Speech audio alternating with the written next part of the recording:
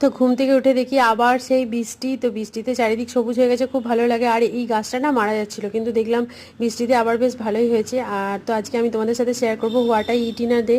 তো সকালে দেখো জল খাওয়ার পর এরকম নিম পাতা খেয়েছিলাম, কারণ প্রচুর এই সময় মিষ্টি খাওয়া হয়, সব ফলেই মিষ্টি, তো সেই মিষ্টিটাকে অ্যাভয়েড করার জন্যই একটু আর কি তেতো খেলাম সকালে উঠেই। আর তারপরে খেয়েছিলাম গ্রিন টি। আর আজকে ব্রেকফাস্টে আমি আবার সেই আমার পুরনো ফ্রুট স্যালাডই খেয়েছিলাম। যা বাড়িতে ফ্রুট ছিল সেগুলো কেটে নিয়েছিলাম, আর তার উপর থেকে চিয়া সিড দিয়ে নিয়েছিলাম। এই জিনিসটা খুব সিম্পল হয়, কিন্তু খেতে খুব ভালো হয়। যারা মানে ওয়েট লস জার্নিতে আছো তারা এই রেসিপিটা ট্রাই করো, খুব ভালো লাগবে। কোনো পার্টিকুলার ফ্রুট আমি কথা বলছি না, যার যেটা পছন্দ সে সেটা কেটে নিও এরকম করে, আর ওপর থেকে চিয়া সিডটা ওভারনাইট সোক করে রেখে 2 চামচ মতো দিয়ে দিও। আর শশা নিয়েছিলাম। আর এখন যেহেতু তোমার জাম পাওয়া যাচ্ছে, সিজনাল ফ্রুট, তো সেই জন্য নিয়েছিলাম।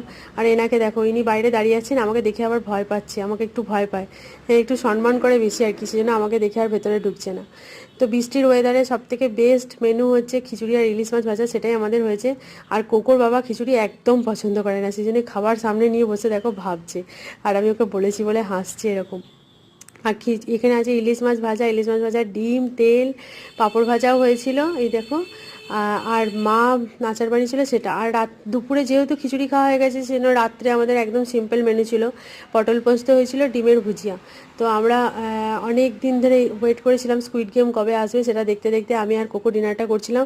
আর কোকোর বাবা একটু আর্লি ডিনার করে নিয়েছিল। আবার সেই শেষ পাতে আম।